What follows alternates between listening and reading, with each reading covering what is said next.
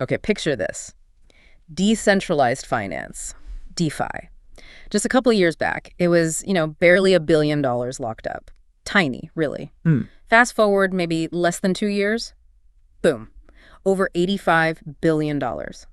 That kind of explosion, well, it's not just numbers on a page. Absolutely not. It's a massive signal. Right. It shouts that there's huge interest, massive potential maybe, in getting your crypto assets to actually do something for you, to generate passive income. That growth, it's not random. It shows this real shift in how people are thinking about digital assets. It's moved beyond just, hodling. Yeah, people want yield now. Exactly. Yeah. And the sources we're diving into today, they really zero in on two of the biggest ways people are chasing that yield: crypto staking and yield farming.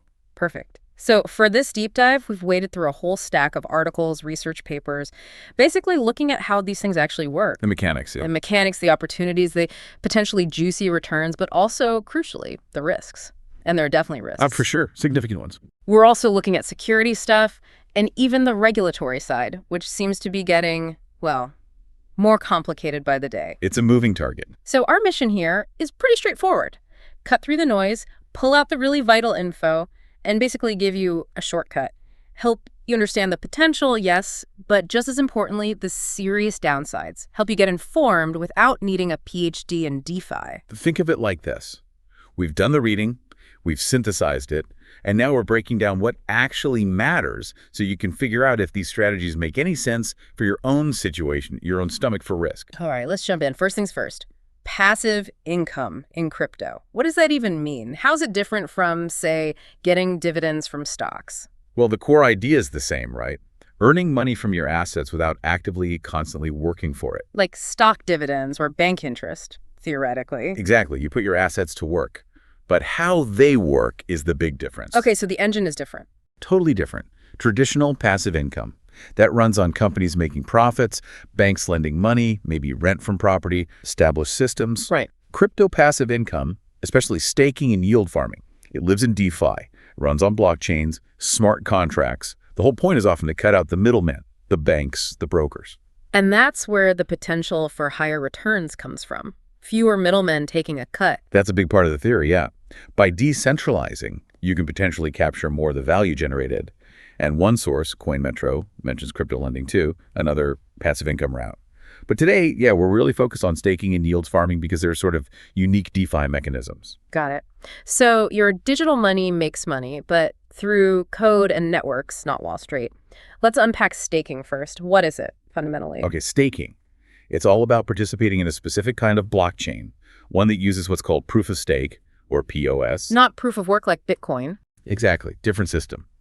The sources basically define staking as locking up your crypto, holding it in your wallet to help run the network. You're validating transactions, securing the whole thing. You're actively participating. Okay, participating. But why do these POS networks need people to stake? What's the actual function? Well, think about Bitcoin's proof of work. You have miners using tons of electricity, powerful computers, solving complex math problems to add blocks. Right, the whole mining industry. POS gets rid of that. Instead of computational power, your power comes from how much crypto you're willing to stake, to lock up as collateral. By staking, you become eligible to be chosen as a validator. A validator? Yeah, these validators are the ones who propose new blocks of transactions, confirm their validity, and add them to the chain.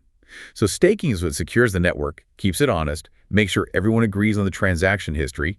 It replaces the energy-hungry mining part. So I put my coins up, kind of like a security deposit, to get a chance to do this validation work and keep the chain secure.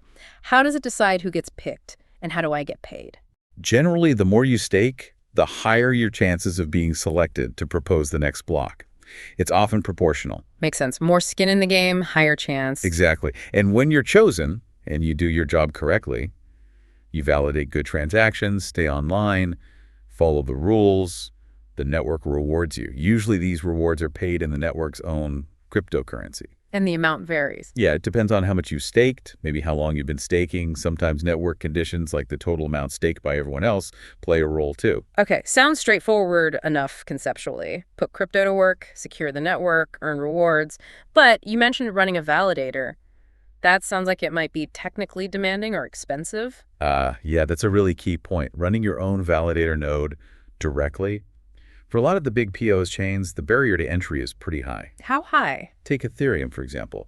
To be a full validator on its POS chain, the Beacon chain, you need to stake 32 ETH. 32 ETH. Okay, depending on the price, that's a lot of money for most people. A very significant amount. Definitely puts direct validation out of reach for your average crypto holder. Yeah, okay, so if I don't have, say, $100,000 plus just lying around for ETH staking, what are my options? How can regular folks get involved? Good question. This is where different ways to participate come into play. The sources lay out a few main models. First up, you've got intermediated staking, often called staking as a service or STAS. STAS. Yeah, basically you use a third party. Could be a big crypto exchange, could be a specialized staking company. They take deposits from lots of users, pull them together, and run the validator nodes for you. They handle the tech side. Convenient. Any catches? Well, one thing the Hogan Lovells source points out is the distinction between staking and custody. Some STAS providers might be custodial, meaning they hold your private keys for you. Others might be non-custodial. The act of staking itself doesn't require giving up custody, but the service model might involve it. That's an important difference. Okay, so STAS lowers the barrier, handles the tech, but you might be giving up control of your keys depending on the provider. What about staking pools? Similar idea. Similar concept, pooling funds, yeah. But staking pools are often presented as being maybe more decentralized or community-driven than the big exchange offerings. You contribute your crypto to the pool. And what do I get back? Usually you receive some kind of token that represents your share of the pool, both the underlying assets and the rewards being generated. These pools can sometimes be run entirely by smart contracts, which add automation, maybe transparency, but also smart contract risk, which is a whole other topic we need to get into. Right, more code, more potential bugs. Okay, and then there was liquid staking. That sounds different. What's the deal there? Liquid staking is pretty clever, actually. It tackles one of the main downsides of traditional staking head on, your money being locked up. Illiquidity, yeah. Exactly. So with liquid staking, you deposit your assets, say ETH, into a liquid staking protocol like Lido. Your ETH gets locked and staked on the main blockchain, earning rewards. But the protocol instantly gives you back a different token, like STIF in Lido's case. STIF? What's that? It's a liquid staking token, an LST. It represents your staked ETH plus the rewards that are accumulating. And the key part is, this ETH is liquid. You can trade it, lend it out on other DeFi platforms, use it as collateral on borrowing protocols, all while your original ETH is still staked and earning the base rewards. Ah, okay. So my capital isn't just stuck. I have a tradable token representing my staked position. That adds a lot of flexibility. Definitely see the appeal. It unlocks capital efficiency, lets you layer strategies. It's a big reason why liquid staking has become so popular. So which coins are we mostly talking about for staking, and where do people do it? Well, lots of the major blockchains now are proof of stake. The sources flag the big ones. Ethereum, obviously, after its big merge. Then you have Cardano, ADA, Polkadot, DOT, Tezos, XTZ, Solana, SOL, Cosmos, Atom, quite a few. Each one has its own little quirks in how staking works, the rewards, how long it takes to get your coins back if you unstake. And platforms. You've got direct staking if you have the capital and tech know-how. Then the big exchanges, Binance, Kraken, Coinbase, offer easy stasis options. And for decentralized solutions, you have liquid staking protocols like Lido, Rocket Pool, and countless smaller independent staking pools and specific protocol interfaces. Lots of choices. Okay. And the million-dollar question, or maybe the 5-20% question, what kind of returns are we looking at? What's realistic? Yeah, the returns, usually shown as APY, annual percentage yield, they really do vary. Depends heavily on the specific coin you're staking, how many other people are staking it. Sometimes more stakers means the reward pie gets split more ways, lowering individual yield and the platform or pool you use. So typical range. The sources generally mention figures anywhere from, say, 5% up to maybe 20% APY. For specifics, you might see ETH staking, often quoted around 5-7%. Polkadot maybe higher, 10-14%. Cardano perhaps 4-6%. Tezos maybe 6-8%. It changes, but it's usually framed as a way to earn a relatively steady yield driven by the protocol itself. Those percentages definitely catch the eye compared to, a savings account right now. But let's talk about the flip side, the risks. What can go wrong with staking? Okay, risk number one, and it's unavoidable in crypto, market risk. You're staking, let's say, ADA. You're earning maybe 5% more ADA. But if the price of ADA crashes by 30%... your total value in dollars still goes down. Exactly. The yield you earn might not be enough to offset a big price drop in the underlying asset. You're exposed to the volatility of whatever you're staking. Right. Earning 10% on something that drops 50% is still a net loss. What else? Another big one, especially for non-liquid staking, is that illiquidity we touched on. Lockup periods, or maybe unbonding periods. Unbond. Yeah, when you decide you want to stop staking and get your coins back, there's often a waiting period enforced by the protocol. Could be days, could be weeks. So you can't just instantly sell if the market tanks or you need cash. Nope. Your funds are locked during that unbonding time. You're stuck watching the price move. Liquid staking helps here, but even LSTs like Steth can sometimes trade at a slight discount to the actual ETH price, especially during market stress.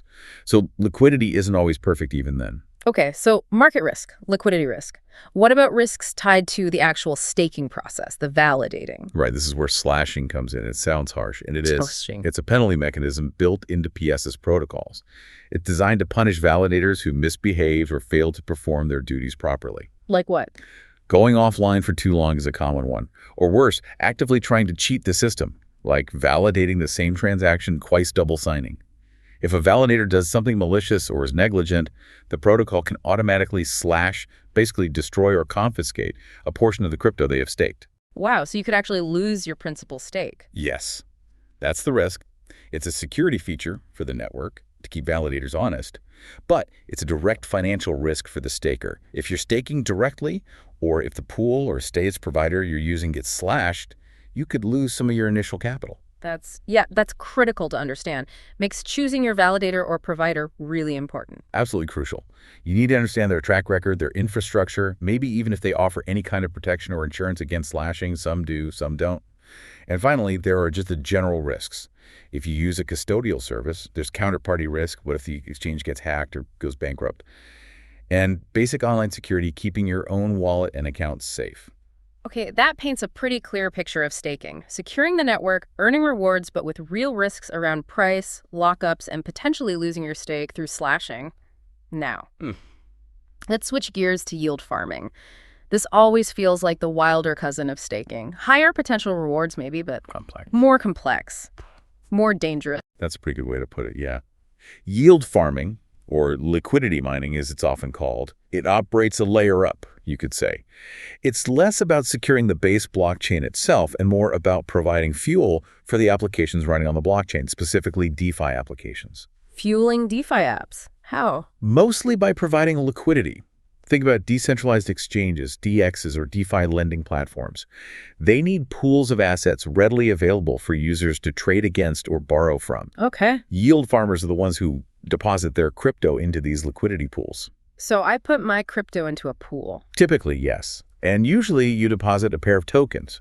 For example, on a DEX like Uniswap, you might deposit ETH and a stablecoin like USDC into an ETHUSD pool. Why pair? We'll get into the mechanics of automated market makers, but basically the pool needs both sides of the trading pair to facilitate swaps. When you deposit, say, $1,000 worth of ETH and $1,000 worth of USDC, you get something back in return. What do I get? You receive special tokens called LP tokens, liquidity provider tokens. These LP tokens essentially act as a receipt representing your share of that specific ETHUSDC pool. Okay, I have LP tokens now. Is that the farming part? Not quite yet, usually. Right. That's the liquidity providing part. The farming often comes next. Many protocols incentivize providing liquidity by allowing you to take those LP tokens you just received and deposit or stake them somewhere else, maybe, in a separate farm contract provided by the DEX. Stake the LP tokens. Yeah. And by staking those LP tokens, you start earning additional rewards. Often these rewards are paid out in the platform's own native governance token. So you're earning trading fees from the pool and farming extra tokens on top. Layers upon layers. Okay, so I deposit ETH and USDC, get ETH USDC LP tokens back, then stake those LP tokens to earn, say, UNI tokens if I'm on Uniswap. That's the basic flow for many yield farming strategies, yes. And these liquidity pools, they're the absolute bedrock of most DeFi trading. They're essentially just pools of tokens locked in a smart contract. But they enable everything. They allow people to swap tokens instantly, 204/7, without needing a traditional order book like on a stock exchange. You don't need to wait for a specific buyer or seller to match your price. You just trade directly with the pool. Exactly. The pool always provides the other side of the trade, thanks to the way it's structured. And this structure also allows for automated price discovery. How does it figure out the price without buyers and sellers bidding? That's the magic, or the math, of automated market makers, AMMs. These are the smart contracts that control the liquidity pools. They use formulas to automatically set the price based on the ratio of the two assets in the pool. Formulas. The most famous one is Uniswap's XY equals K formula. The quantity of token X multiplied by the quantity of token Y must always equal a constant value, K. Okay. How does that set a price? Well, the ratio of X to Y in the pool implies a price.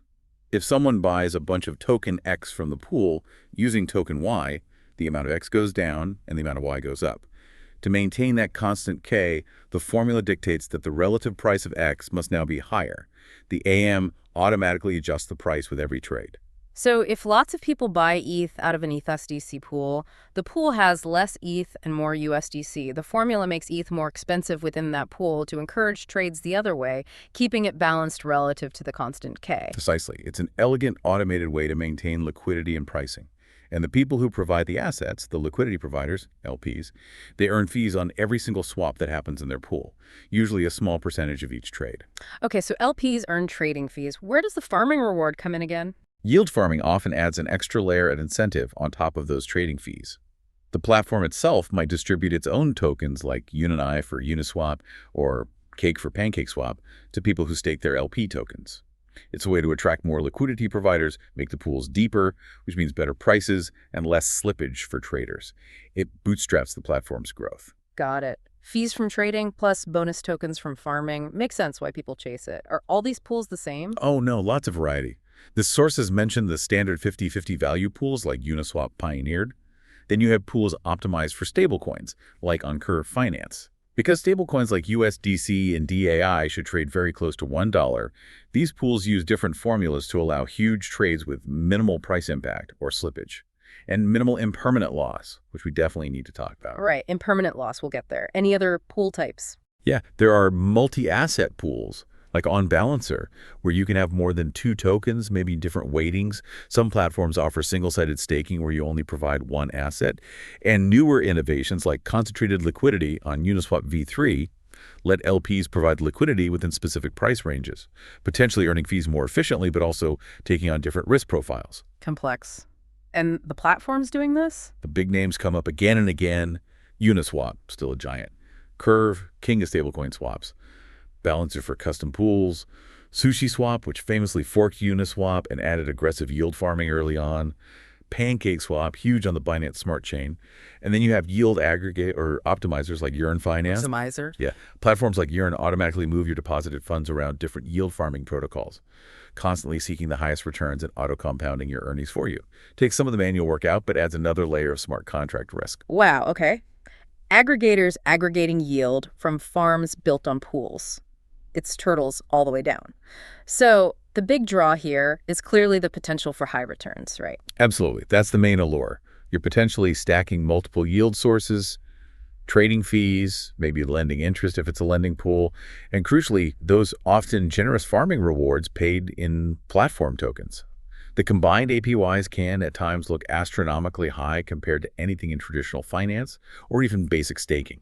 Nominal APYs in triple or even quadruple digits sometimes get thrown around, although those rarely last. Exactly. Those super high yields are often temporary, maybe during a platform launch to attract initial liquidity, and the value of the reward token itself can be very volatile. But even sustainable yields can potentially be much higher than staking. And compounding plays a big role, too. Huge. Because you're earning rewards constantly fees from every swap. Farming tokens accumulating, you can frequently reinvest those earnings back into the pool or into other opportunities. Harvesting your rewards and adding them back to your position can lead to that exponential growth curve, especially if automated by the platform or an aggregator. Okay, multiple income streams, compounding, sounds great. But we know there's no free lunch, especially in crypto. What are the major risks here? This feels riskier than staking. It generally is, yes. The risks are more varied and in some cases much more severe. The absolute #1 risk, the one that keeps DeFi users up at night, is smart contract vulnerability. Because your money is literally sitting inside code, someone wrote. Precisely. Every pool you deposit into, every farming contract you stake in, it's all controlled by smart contracts. If there's a bug, a flaw, an oversight in that code, Hackers can drain it. hackers can drain it.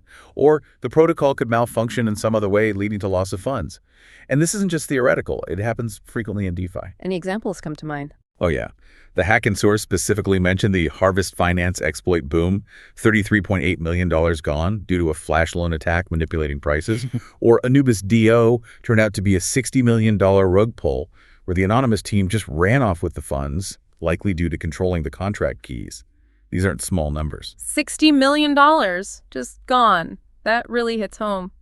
So trusting the platform is trusting anonymous developers' code often. Or even non-anonymous developers' code. Audits help, as we'll discuss, but no code is perfect. Right. So smart contract risk is massive. What else? Market volatility is still there, right? Still there, absolutely.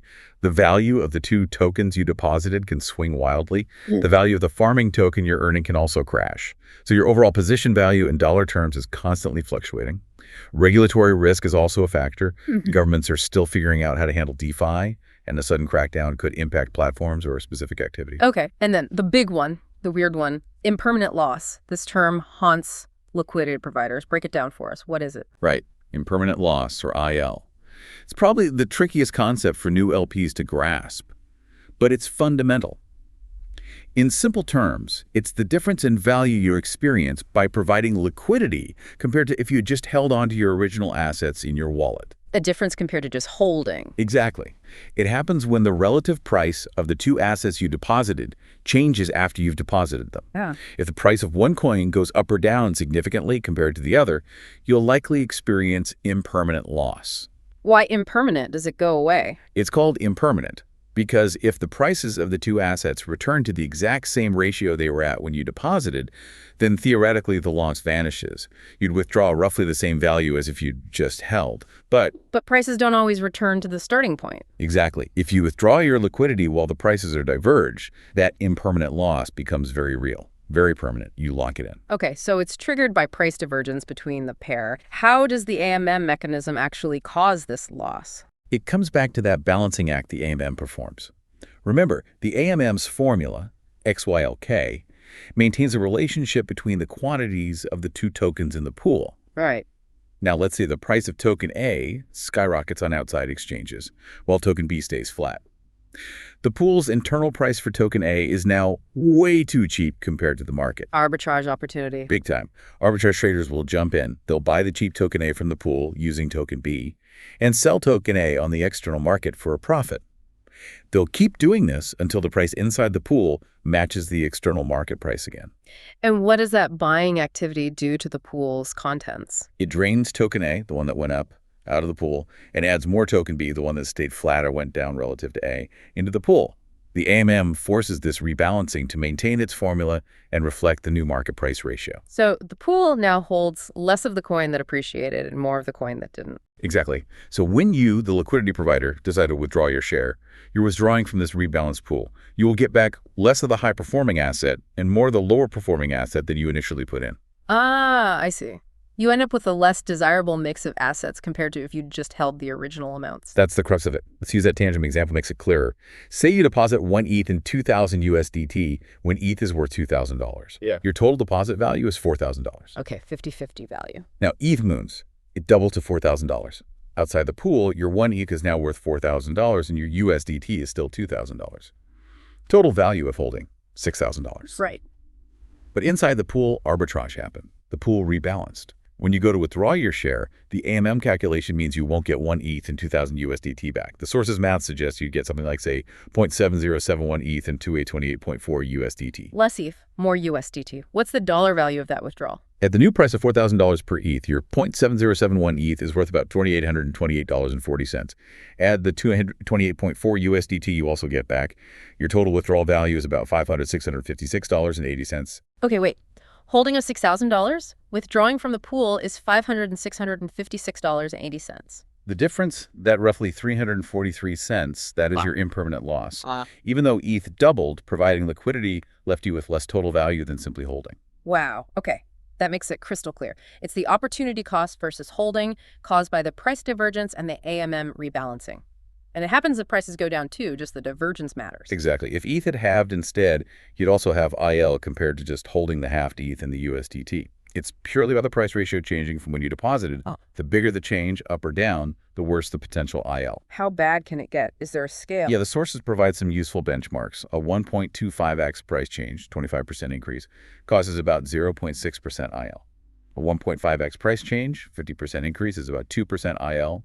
And a 2x price change like our sample is nearly 40% IL. And a 10x price change is nearly 40% IL. It ramps up fast with big moves. 25% loss just from price divergence on a 5x move. That's huge. But hang on, LPs earn fees and farming rewards. Don't those compensate for this? That is absolutely the critical counterpoint, yes. The trading fees collected by the pool and any extra yield farming tokens earned are meant to offset this impermanent loss. So it's a race, fees and rewards versus IL. Pretty much.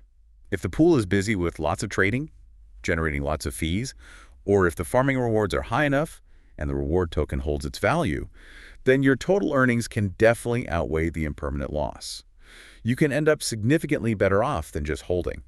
But if volume is low, or rewards dry up, or the reward token crashes, IL can eat away at your capital. That's the risk calculation LPs constantly have to make. Okay. High volume, high rewards needed to beat IL. Are there ways to actively reduce the risk of IL strategies? Yes, several strategies get mentioned. The most common, and probably safest from an IL perspective, is providing liquidity for pairs of assets that shouldn't diverge much in price. Like stablecoin pairs. Exactly. A USD to USDC pool, or DIUSDC. Since they're both aiming for $1, their price ratio should stay very stable. Minimal divergence means minimal IL. You won't get rich from price appreciation, obviously, but you can still collect trading fees from people swapping between stables. Makes sense. Minimize the cause of the problem. What else? You could choose to only put a portion of your holdings into a liquidity pool. Reduces your potential IL exposure, but also reduces your potential fear-word earnings. Another tactic is just avoiding pairs you expect to be extremely volatile, especially if you think one side is about to moon or dump relative to the other. Choose your pairs wisely based on volatility expectations. Right. And focus on pools with consistently high trading volume, because fees are your first line of defense against IL.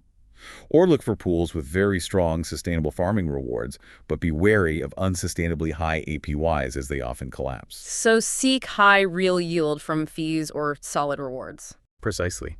Some sources also mention that newer pools sometimes offer very high initial rewards to attract liquidity quickly, which could potentially outpace IL early on, but that's a riskier, more active strategy. And obviously, just monitoring the prices of your assets and the performance of your pool is key. Knowing when the IL might be getting too high relative to earnings helps you decide when to potentially exit. There was also a point about long-term holders. Yeah, an interesting perspective from one source, I think it was Reddit actually. If your plan was always to hold both assets for the very long term anyway, maybe you're less concerned about the temporary fluctuations causing IL along the way. If you believe that over years, the cumulative fees and rewards will significantly outweigh any IL experience during volatile periods, then providing liquidity might still fit your long-term strategy. It depends on your conviction in the assets and the platform. A lot to weigh up. This really underscores how critical the underlying tech, the smart contracts, are. If they fail, none of this matters. You mentioned smart contract risk as yield farming's big killer. How do platforms even try to make sure their code is safe? It's a massive challenge, but the main tool is the security audit. Since all the funds are controlled by code, getting that code reviewed by independent security experts before launch, and ideally on an ongoing basis, is absolutely vital. So they hire external auditors. Reputable projects do, yes. Okay. The a priori source gives a great window into what a thorough audit looks like based on one they performed for a project called Plenty. It's not just a quick scan. What's involved in a deep audit like that? They broke it down into 3 main stages. First, specifically checking the smart contract security, looking for known vulnerabilities, potential exploits. Second, a broader review of the smart contract code quality. And third, analyzing the test coverage. Okay, step 1, security checks. What are they looking for? They use a whole battery of techniques. Analyzing the code's behavior, checking it against huge databases of known smart contract bugs like reentrancy or integer overflows. Doing symbolic analysis to mathematically check parts of the code. Manual review by experienced security engineers is huge, just reading the code line by line. They even try to simulate attacks based on potential weaknesses they find. And did they find things in that Plenty audit example? Oh yeah. They found 15 issues in total. 2 were flagged as high risk, 6 medium, 7 low. The high risk ones, sounded pretty bad things that could let someone bypass core system rules or even allow fraudulent actions, like a bad actor preventing themselves from being kicked out or messing with voting results. Yikes. Things that could break the whole system's trust. What about medium risk? Those often related to admin privileges being too broad. Like, could an admin potentially move reward tokens without permission, or skip essential steps in processes like creating new tokens, or undermine voting safeguards?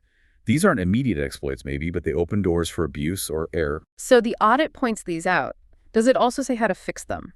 Yes, that's a crucial part. A good audit provides concrete recommendations. Maybe changing the contract's architecture for voting, maybe adding time locks or multi-sig requirements for sensitive admin actions so no single person can instantly make critical changes. These recommendations are designed to close those security holes. Okay, so finding flaws and suggesting fixes. What about the second step, reviewing the code itself? Isn't that covered by security? It overlaps, but code review is broader. It looks beyond just exploits to the code's overall health. Is it clean? Is it efficient? Does it follow standard programming best practices? Does it avoid weird coding patterns that might cause unexpected problems later, even if not strictly a security bug? Good code quality makes contracts easier to understand, maintain, and less prone to future errors, especially since they're often hard or impossible to change once deployed. Get it right the first time. And the third step, test coverage. This is super important for reliability. Developers write unit tests, little automated checks, to see if individual pieces of the code do what they're supposed to. Test coverage analysis measures how much of the contract's code is actually being executed and verified by these tests. Why does that matter? Because if parts of the code aren't tested, hidden bugs could be lurking there. High test coverage gives much greater confidence that the contract will behave as expected in different situations. The auditors looked at Plenty's tests, found areas that weren't covered, and helped them improve their testing, which actually uncovered some issues the basic code compiler hadn't caught. So a proper audit is really comprehensive. Vulnerability hunting, code quality check, testing rigor. What's the bottom line for a user then? If a platform says it's audited, am I safe? That is the million-dollar question, isn't it? The clear takeaway is audits are essential. Using an audited platform is way, way better than using an unaudited one. It significantly reduces your risk. Yeah. But an audit is not a magical guarantee of 100% safety. Audited protocols still get hacked sometimes. Unfortunately, yes. New attack sectors are found, auditors might miss something complex, or maybe the project team makes changes after the audit that introduce new flaws. So, yes, rely on audits as a critical piece of due diligence, but don't treat them as absolute proof against hacks. You still need to consider the project's reputation, the team, how long it's been operating without issues, and always, always practice good personal security with your own wallet. Audit helps, but it's not a silver bullet. Prudent advice. Okay, let's zoom out one last time. We've got these complex staking and yield farming ecosystems. How are the powers that be, the regulators, dealing with all this? Regulation. It's complicated and moving fast. The Hogan-Lovells source really digs into this. The main theme is increasing scrutiny. Regulators globally are definitely paying more attention because these DeFi activities present new kinds of risks that just don't map cleanly onto the old financial rule books. So are there clear rules for staking or yield farming yet? Mostly, no. In most places, these activities don't fit neatly into existing categories like banking, securities dealing, or even the older crypto rules for things like exchanges or ICOs. There's a lot of ambiguity still, though regulators are actively working on it. Why is it so hard to categorize? Staking seems a bit like burning interest, yield farming maybe, like with market making. You'd think, but the technical details matter to regulators. Is staking custody? Well, maybe not if the provider doesn't hold your private keys. Is pooled staking investment scheme? Maybe it looks like it, but the argument is often that there's no active management in the traditional sense, and rewards come from the protocol, not investment profits. Is locking assets lending? Not really if legal title doesn't transfer. These nuances make applying old definitions really tricky. Yeah, fitting square pegs into round holes. How are different countries actually handling it then? Is there any consistency? Not much consistency, no. It's a real patchwork quilt of approaches.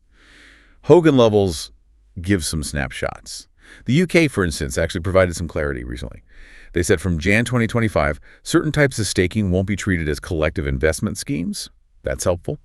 But anti-money laundering rules might still apply, especially if custody is involved. And rules about how these services can be marketed are definitely in play. Okay, some clarification there. What about the EU?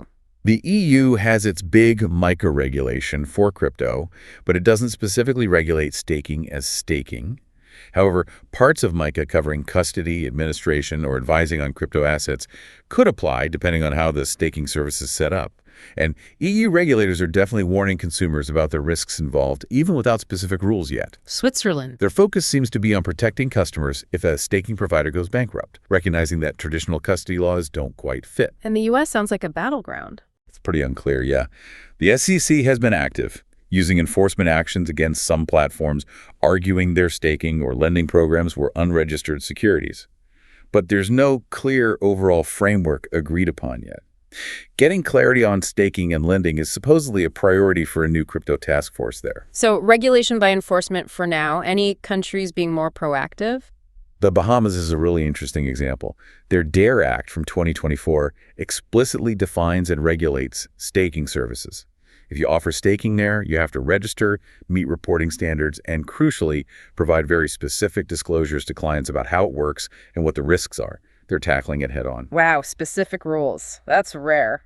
Singapore. Singapore took a different approach. They put restrictions on platforms offering lending and staking services specifically to retail investors, trying to shield smaller players, but they haven't created a separate regulatory category just for staking itself across the board. Okay, so yeah, truly all over the map. Specific rules, applying old rules, enforcement, consumer warnings, and taxes on top of this just make it even messier. Oh, absolutely. Taxation is another layer of complexity and inconsistency. The Intertax SORC highlights this well. How staking rewards are taxed varies wildly between countries, and often the tax rules seem more driven by how do we get revenue from this, rather than a consistent understanding of the technology or legal nature of staking itself. It just adds more uncertainty for users. It really feels like the tech is just sprinting ahead of the ability of legal and tax systems to keep up coherently. Is there a worry that too much regulation could actually be bad? Yes, that's a real concern flagged in the Hogan Lovells piece, even among some policymakers. Proofs-of-stake networks need lots of people participating in staking to be secure and decentralized. If regulations make it too expensive, too legally risky, or just too complicated for individuals or smaller companies to stake, Fewer people will do it. exactly, you could end up discouraging participation. That could lead to staking becoming concentrated in the hands of just a few very large players, which, ironically, could make the networks less secure and less decentralized, the opposite of the intended goal. It's a really fine line to walk between consumer protection and not accidentally crippling the underlying technology. That's a fascinating dilemma. Protect people, but don't break the security model. Okay, we have covered a ton of ground. Staking, yield farming, how they work, the potential upside, the very real risks, slashing, smart contracts, impermanent loss audits, regulations. If you had to boil it down, what are the absolute must-know takeaways for anyone listening? Number one takeaway. Yes, staking and yield farming offer genuinely interesting ways to earn passive income in DeFi. But number two, right alongside it, they come with serious, unique risks that are very different from traditional investments. You absolutely must understand these risks before you even think about putting money in. And staking generally seems like the simpler, maybe somewhat safer path, but with potentially lower returns. That's the general perception, yes. Staking is more directly tied to the blockchain's core security. The main risks are the price of the asset you're staking, being locked up for a while, and that slashing penalty if your validator messes up. While yield farming is the high-speed lane, higher potential rewards, but more moving parts, more ways to crash. That's a good analogy. Yield farming can offer much higher APYs through fees and token rewards, plus compounding. But the complexity is higher, and the risks are steeper. Smart contract exploits can mean total loss. Impermanent loss can silently erode your capital if you're not careful or lucky with fees and rewards. So it's not about which one is best. It's about fit, right? Your knowledge, your goals, how much risk you could actually handle. 100%. The sources are unanimous on this. You have to understand the specific protocol or pool. How does it work? What are the exact risks involved with that specific opportunity? There's no substitute for doing your homework. Your choice has to align with your personal situation, risk tolerance, how long you plan to invest, how much time you're willing to spend monitoring things. Maybe diversification helps, a bit of staking here, a bit of lower risk yield farming there. And underpinning all of it is personal responsibility. Do your own research, DYOR. Absolutely critical in DeFi. There's often no safety net. Research the platform, look for those audits, but remember their limitations. Understand the tokenomics. Check the team's reputation if possible. Stick to more established players if you're risk-averse. Stay updated on the market, on potential threats, on regulation. Know the impermanent loss profile of your pool. Be vigilant. It demands ongoing engagement, doesn't it? It's not entirely set and forget passive income. Not if you want to manage the risks effectively, no. Especially with yield farming. Okay, so let's wrap up with a final thought for everyone to chew on, based on all this complexity we've discussed. In this space where the tech evolves incredibly fast, often leaving rules and regulations trailing behind, where huge potential rewards sit right next to potentially catastrophic risks, how do you personally actually weigh the value of that potential passive income against the sheer complexity and the ever-present dangers of this decentralized frontier? Is chasing that high yield truly worth navigating the maze of smart contracts, the tricky math of impermanent loss, and the fog of regulatory uncertainty?